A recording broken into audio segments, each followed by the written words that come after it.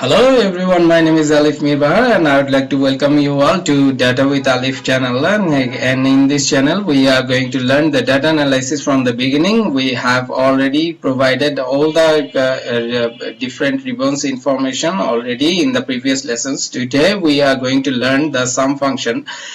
How many units sold? We have a data set over here, and we have some questions, so we have to specify how many units has been sold over here. So what you have to do is we have to call the sum function, and we have to select the quantity sold and down control shift down arrow and close the bracket, and we will get the result. 2,010,866 units has been sold.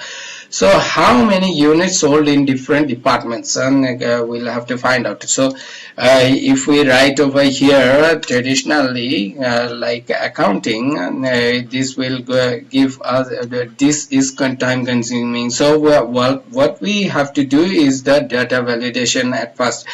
So we are going to select the data tab, and here this is the data validation section. We'll have to press over here. There is a name list, so we have to find out the source in the department section, and we have to select over here, press and OK. So there is a list has been created already. Okay, so now we are going to find out the department wise sales. Okay, so sum if function will be applicable over here. So there is a range they are willing to show me, like select the range, and now we have to select the criteria. Criteria is the department which we have already selected over here. Now we have to find out the sum range. The sum range is the quantity which we have already. So close the bracket and put enter. So in accounting department, units has been sold 294,076 units has been sold over there. So if we have to check the HR department, the much amount has been sold. In the business unit and country, what we have to do is the validation. Again, we need to put the list, and we have to select the source. Here the business unit is available, and the country validation we have to do. What do you have to do? We have to select the list and the source which is available in the country section.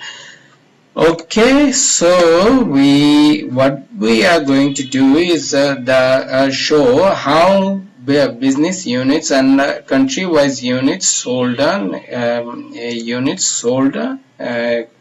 in different country.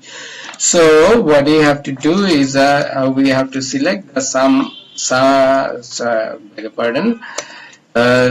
if. So call the sum if function, and there is a sum range. Sum range is the quantity sold.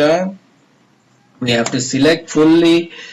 Criteria range is the business unit we have to find out. Okay, now the business criteria 1 is the business unit that has been given over here as a list. So the last thing is the criteria range 2. We have to find we have to select the country wise, and put a comma country, and select this unit. Okay, so bracket close and enter. The result is over here. So in aggregate business unit, the result in Malaysia is 39,771. Now if you have to select different business units, then this will give the result accordingly. Okay, now if you select China, through this way you will get all the results that has been given over that you don't need to find out traditionally like one after another, so you can easily get from here automatically. Thank you everyone. If you like this channel, please do not forget to subscribe. Thank you.